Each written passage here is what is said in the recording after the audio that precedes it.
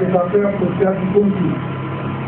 Monsieur le Président national de la du Cameroun, autorité administrative, politique et religieuse, Madame la directrice du staff éducatif et de loisirs de l'enfant joyeuse du Cameroun, chers enfants, mesdames et messieurs, distingués invités, l'honneur me soit de prendre la parole dans cette enceinte du centre éducatif et de loisirs de l'enfance joyeuse du Cameroun à l'occasion de la double cérémonie de remise de prix aux apprenants méritants d'une part et d'autre part des célébrations dans le département du Conquis de la 22e édition de la journée de l'enfance africaine,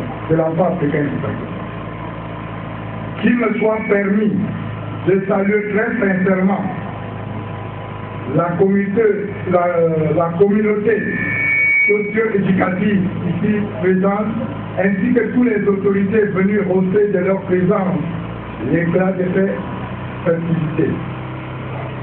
Au premier rang desquels, monsieur le préfet du département de Conquis, qui a sacrifié de nombreuses charges liées à sa fonction pour présider personnellement ce double événement. Nos remerciements vont également au président national de l'enfance joyeuse du Cameroun, M. Pierre Wako, digne-fils et élu du département du Conquis, dont la notoriété va au-delà des frontières nationales. Monsieur le Président, c'est pour la énième fois que vous honorez notre département et particulièrement la commune de Pété-Banjul en organisant, à l'intention de notre jeunesse des vérités, une cérémonie si grandiose. Comme si cela ne suffisait pas, vous avez accepté cette année d'être le porte-flambeau de l'enfant africain à travers la journée internationale à lui consacrée.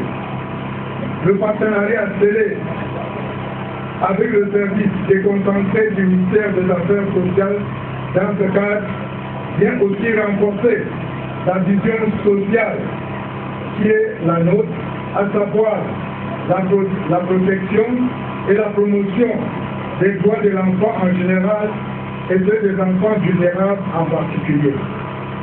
Aujourd'hui, vous ajoutez à cette nouvelle donne l'approche handicap.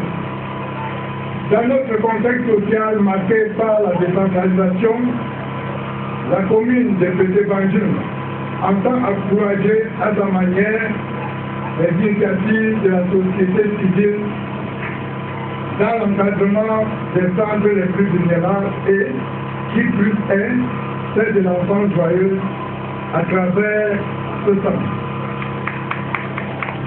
Dans la perspective de ce renforcement des capacités matérielles et financières, le plan d'action 2013 de cette institution devrait être mis à notre disposition. Distingués invités, au cours de cette double cérémonie, à côté des prix et des outils qui seront octroyés aux apprenants arrivés en fin de formation, quelques handicapés vont bénéficier des appareillages pour le compte du budget d'investissement public 2011, à savoir un tricycle et 2 cannes blanches. Il s'agit d'une partie des aides et c'est pour ici des transferts de certaines compétences par l'État à notre collectivité territorialement décentralisée.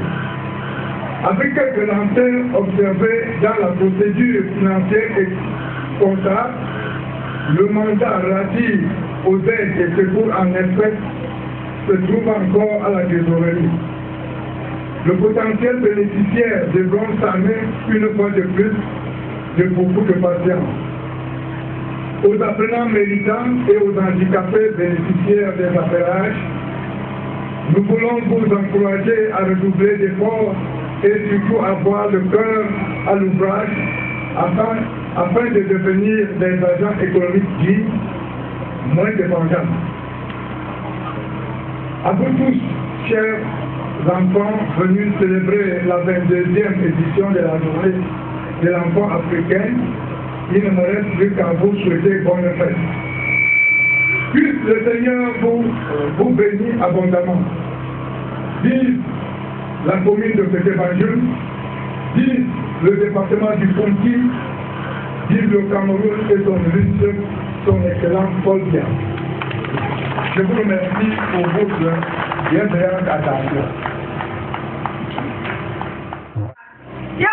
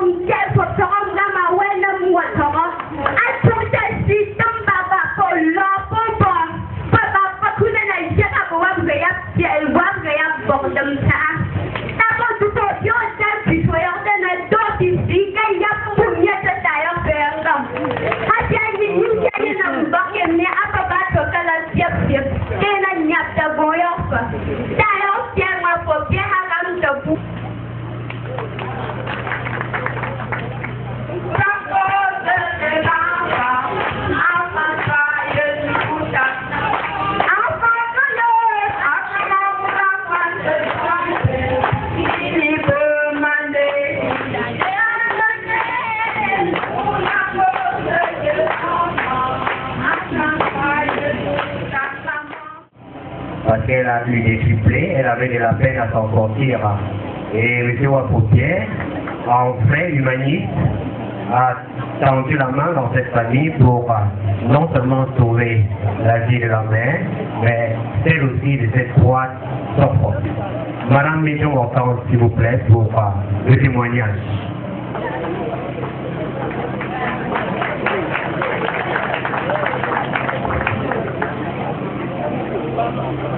Papa, c'est papa, c'est ça beaucoup, c'est beaucoup. À moi, mais je comprends. La mère qui avait des sifflets a permis de beau. Je suis venue pour me représenter devant.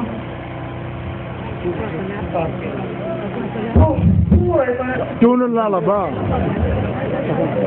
Attends, je voulais dire grand merci à enfants joyeux du Cameroun. Et je voulais encore dire grand merci à l'hôpital P.M. Jumbo.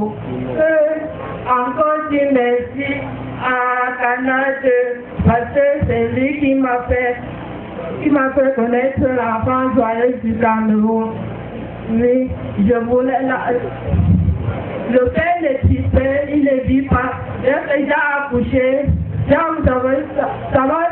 fait 2 semaines après, il a fait l'accident sur la route de Déa, il est mort sur place. Quand j'ai lancé le prix d'Akana de le président Papa Pierre Wapo, il m'a retrouvé à l'hôpital et est venu me sauver. Comme vous me voyez là, il y a des personnes derrière moi, je suis pas. Il reste le père des enfants, il fait tout pour ses enfants. Ils sont malades, ils s'occupent de ça. Que Dieu le bénisse, car je ne savais pas que je pouvais m'en sortir, mais grâce à Dieu, Dieu est merveilleux, miraculeux, il m'a fait des miracles que je lutte, que Dieu le bénisse durant sa vie. Merci mon c'est bien la mère des cités, le président national, M. Pierre Wapo. Parce que nous sommes rentrés dans une phase qui a trait à la santé. Ce qui a créé la maman, le moment venu, il a été dit qu'elle pouvait aussi de cancer de sang. Il s'est capté dans l'espace de l'avion. L'avion que la famille nous pouvons pas dire. Alors, après 10 années, ils ont réussi à capter et mettre l'isolie. Ce qui fait donc que cette serviette d'isolie a un caractère sanitaire grâce à cette bande. Grâce donc à cette serviette d'isolie, les gens en ont un d'enfants qui n'avaient pas fait maladie. Alors, nous allons prendre sur le marché une serviette que nous allons appeler X pour éviter une concurrence déloyale. Et en pratique, une serviette handicapés autistes et les promoteurs de l'école spécialisée pour enfants sourds de Banjul. Comme vous l'avez constaté, depuis le matin, il y a une dame qui est en train de faire des grimaces là. Chaque grimace a une signification. Chez nous, on parle avec les mains, on entend avec les yeux. Nous allons vous faire un enfant vous parler de l'agilité. Il entend. Il habite avec les sourds. Il est né dans un sourd. Donc il va vous dire ce que c'est que l'agilité. Merci. On y va.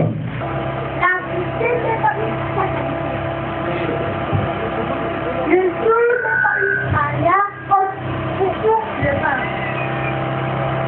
L'autisme est un handicap et non maladie contagieuse.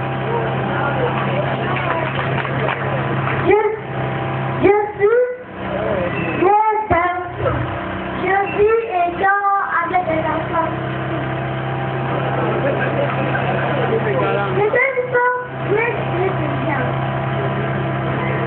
Tiens, camarade, tiens, parlant. Acceptons et glorifions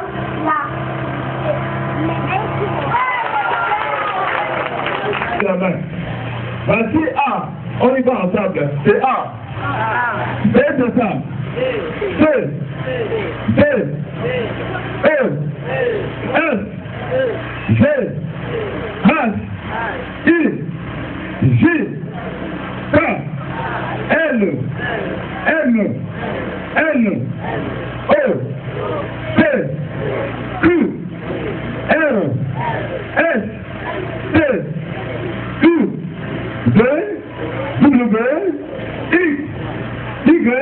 et enfin Z.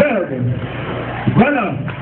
A, I, J, K, L, M, N, O, P, Q, R, S, T, U, V, W, X, Y, Z. Bravo.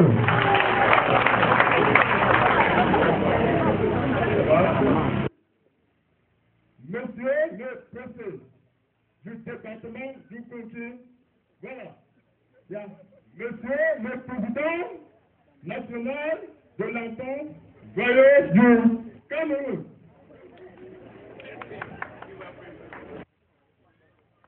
Monsieur le sous-préfet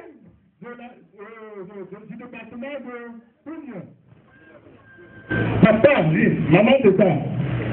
Papa, enfant, bébé, voiture. Voilà, c'est ça, merci. On va continuer avec la danse des enfants sourds. Oh, là.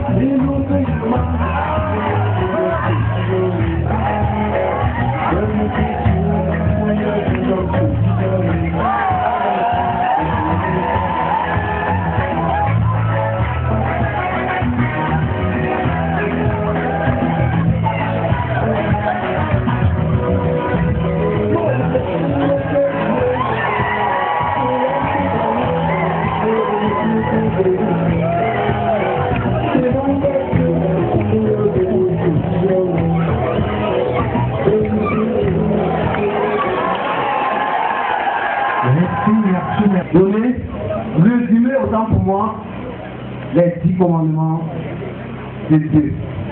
Résumez jusqu'au.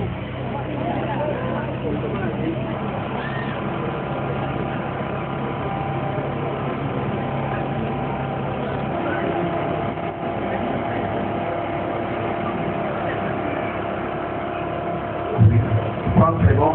Je commence. Debout, la réponse.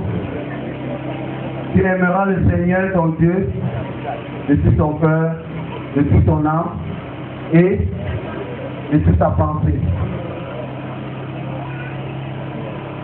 Le second, je suis l'Éternel ton Dieu de tout ton cœur. La réponse, le résumé des 10 commandements est nul autre que celle-ci.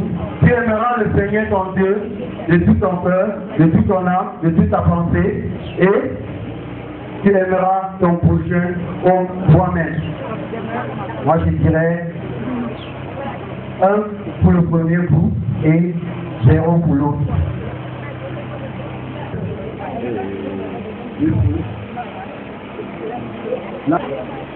Qui est le père de la foi chrétienne? Paul, qui a tenu à prendre part à cette grande cérémonie. Nous allons lui donner la parole pour dire quelques mots avant que nous puissions continuer.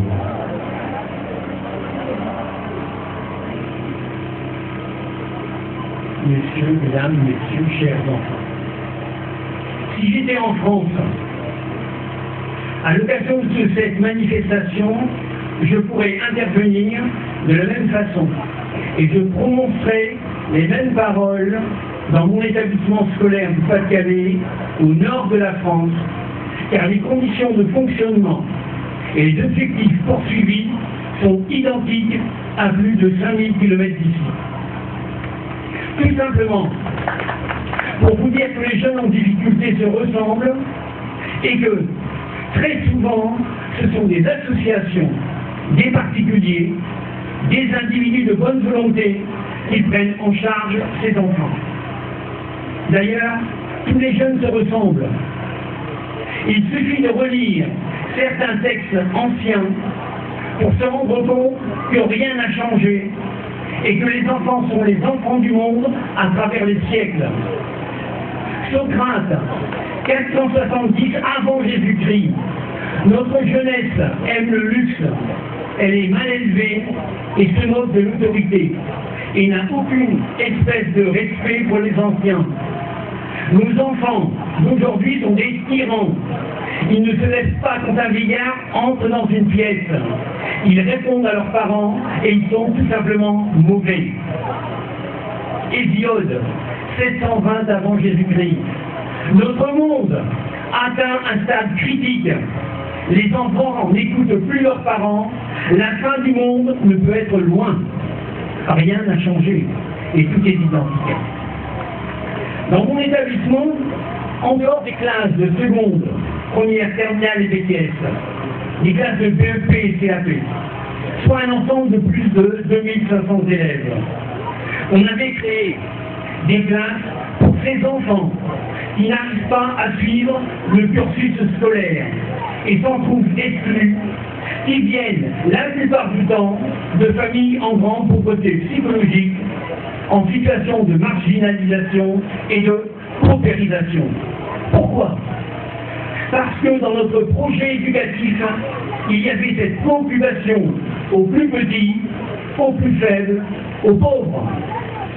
Ce qui m'a beaucoup plu et interpellé à l'EJC, c'est justement l'attention portée aux plus petits.